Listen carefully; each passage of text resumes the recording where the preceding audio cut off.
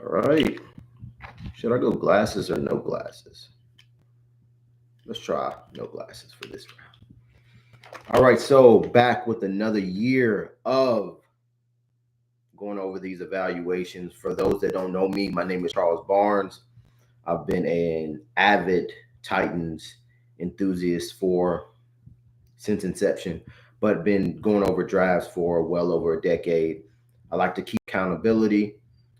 This version, however, is just me going over what the Tennessee Titans did.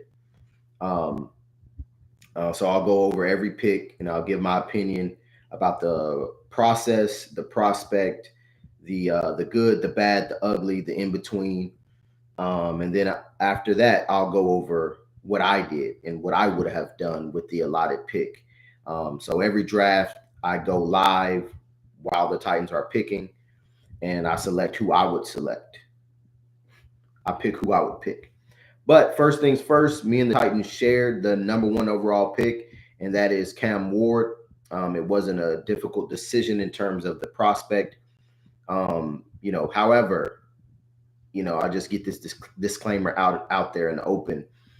I don't know the compensation that was offered to the Titans for the number one pick. I don't know what they were offered exactly. I don't think anyone will ever know unless the parties divulge that information. But I am of the belief that, in this draft class in particular, I'm not going to be the one that just 100% says that it was a bad class for quarterbacks. But I will have to say this, that I am of the belief that having a war chest of picks is incredibly valuable. Now, a lot of people will say, okay, but getting your franchise quarterback is even more valuable. But here's where I have some pushback for that. And the reason why I have pushback for that is guys like Patrick Mahomes, Tom Brady, Eli Manning, even Ben Roethlisberger, excuse me, multi Super Bowl winning quarterbacks have established this expectation of having a franchise quarterback. And yes, it does elevate your team 100%, no doubt. But there are examples like Nick Foles and, Brad Johnson and Trent Dilfer and other quarterbacks who were able to win Super Bowls that aren't franchise quarterbacks. And having a great defense, having certain aspects of the team always keeps your team competitive. Now, with that being said, we can use the comparison of, all right, last year, where would this quarterback rank? Right? In my opinion, Cam Ward will probably be what, QB4, QB5 just last year. And that just goes to show how good the 2024 class was. Now, years previous, 2023 and beyond, other than maybe the year 2012, Cam Ward is up there. You might not want to pick anybody else but him, and you have to go through that. And even let's not act like everybody was high on Lamar Jacksons of the world and stuff like that. And scratch that. Joe Burrow was one of my highest rated quarterbacks, so maybe not him. But everybody else, there's a conversation if you really want to talk about it. However, he would have been quarterback 4 or quarterback 5 last year. Now you know how few and far between that is, so you got to get your guy. So that's why I would have selected him as well if all the compensation was not worth it, right? Who do you select? Cam Ward. So with 4 minutes into this, if you got past that intro, good for you. You love ball. You like a good explanation. You like to be thorough. You're one of us. But here's to the eval of Cam Ward. So Shador Sanders at early in the process, probably during the fall, a lot of people thought, okay, he could be QB1. But once you start to put on the tape early January, whenever you really get to watching and getting down to it, you understood that Cam Ward was the guy. And once that happened, it's pretty much a foregone conclusion. One of the reasons why he was my quarterback one was his ability to operate outside of the pocket. His second reaction plays, because what stood out to me was I knew that people would gravitate towards his creativity and stuff like that, but there's a lot of players who evade the pocket but don't know what to do when they evade the pocket. So they know how to do these magician tricks, but they don't know how to really make plays down the field. But the thing is, having true second reaction ability, you know how to evade the pocket and then keep your eyes downfield and make a play. Now, the intangibles of Cam Ward is pretty evident. Awesome leader, do it first leader. He's going to hold his teammates accountable, and then he can operate from the pocket. And then that's something that is overrated about his game that you have to double back to. Okay, how is he targeting these receivers? How is he operating the space and leverage of the defense? How is he looking off safeties? How's his pacing? How's his timing? And all of that checked off. You can't really say enough about how polished he is as a quarterback. His ability to deliver from different arm angles, accuracy, ball placement. All of these things are positives for him that just check the list. The experience, um, the arm velocity, the ability to also run. Is he a 4-2 guy, 4-3 guy? No, but he can get yards when need be. Just an incredibly cerebral, smart, fiery. He checks the list for everything. And that's why I'm like, and I'm looking back and I'm thinking, and this is not a 2024 shout out or a Glaze session, but I'm thinking that class had to be pretty impressive to where I'm thinking that I would take 3 quarterbacks, 4 quarterbacks over him. So I'm like, Titans might have slipped up last year. That's something that I said that they did last year as well, trying to win games and try to prove a point. But that's neither here nor there. But Cam Ward is just the guy, one of the best quarterback prospects, top 6 or 7 in the last 12, 13, 14 years. So with that being said, you have a guy that's going to lead a franchise. He is a true franchise leader. And that's why I would have selected him. That's why the Titans selected him.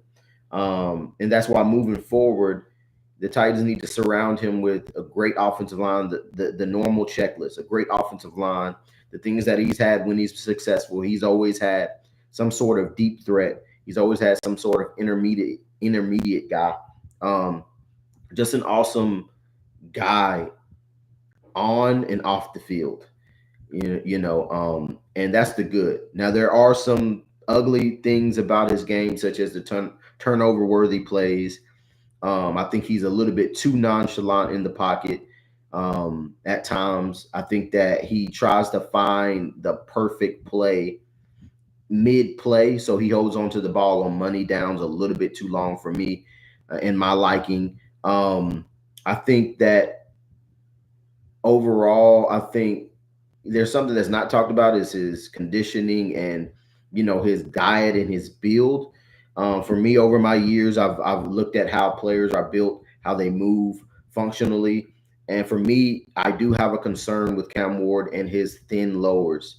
He does have, and what do I define as thin lowers? Thin lowers is when your lower body there's a certain proportion to it. So a lot of people have a certain proportion to their hips, to thigh ratio, to knee ratio, calf ratio, ankle ratio, foot ratio. His from the knee down is extremely thin. He's almost knock knee to where he could easily have hyperextensions, and easily it's very inflexible. So over my years of watching prospects, that has been something that could be an issue.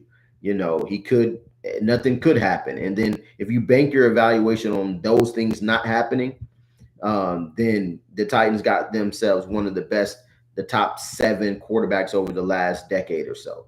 And if that's the case, that's going to bode well for them. But if it goes the other way, which has a tendency to do so, then they're just going to have to deal with the availability and the non-availability. So basically, let's get down to the comps. I think this is something new that I'll bring, whether it be the floor comp and then a ceiling comp and then a middle. For him, I thought his floor, as far as what he could bottom out and be, is a Zach Wilson type that has all the talent in the world, but just can't put it together. And I don't see that from a intangible standpoint. I don't see that happening for Cam Ward, just simply because his study habits, and he's so far along than a Zach Wilson was coming out. And then the middle ground for him, for me, is like a Teddy Bridgewater, where he has a couple good seasons and then just for whatever reasons try to climb the mountaintop and just never really gets there, but becomes a competent uh, backup in the league. And then his ceiling is players like Tony Romo and Donovan McNabb, these magicians in the pocket that's able to throw from different arm angles and really push the ball down the field, and really lead their team to impressive records and to impressive feats. So with that being said, I like the pick. I'm not really grading it. If I were to grade it, it's definitely an A plus plus because of what it could become, and I'm thinking about what he can be. And there's always going to be the negatives or the things that you see that needs to be corrected. But overall, I think it's an A plus plus, on the positive note of optimism. A low end depending on the compensation. I don't know. A lot of people want to talk about the compensation deal, by the way. They want to talk about the compensation deal in real time. They want to be reactive and not proactive about the process. If you were to take a deal, you would have had to already signed your free agent guy that you believe in, that's your rental for 2 years, a la like I did in a separate evaluation that I'll be sharing later. My 2025 Tennessee Titans offseason game plan, in which I signed Justin Fields for a 2 year rental while fielding calls for the compensation. So I would be able to still have a quarterback for the future that's young with running ability, not just any running ability. I mean, this guy is very underrated, Justin Fields. And then I was able to still able to get that war chest of draft picks that I wanted. But in that's what I'm saying. That grade is dependent on the compensation, which I don't know exactly what it is. So with that being said, I think this is a great pick. 12 minutes in, the real people are gonna love. I don't ever fret about the time frame. The real people who love ball, they're gonna love it. But anyway, I think this is a good pick for the Tennessee Titans. It's glad to have someone in the city that's cut from the same cloth as me in terms of loving ball, in terms of having an attitude towards the game of football. And I thought I saw someone recently say that for a quarterback, it's good to have that type of mentality, borderline confidence, borderline cockiness for an athlete or for a player or for a quarterback to have. But I think that evaluation is a competitive sport too. And I think that the best of the best still keep that edge about themselves, and it don't always have to be some type of suit and tie and with a stick in the mud type of personality. But with that being said, I think that the media and the fans will definitely love the attitude and the energy and the work ethic and the mentality that Cam Moore brings to Nashville.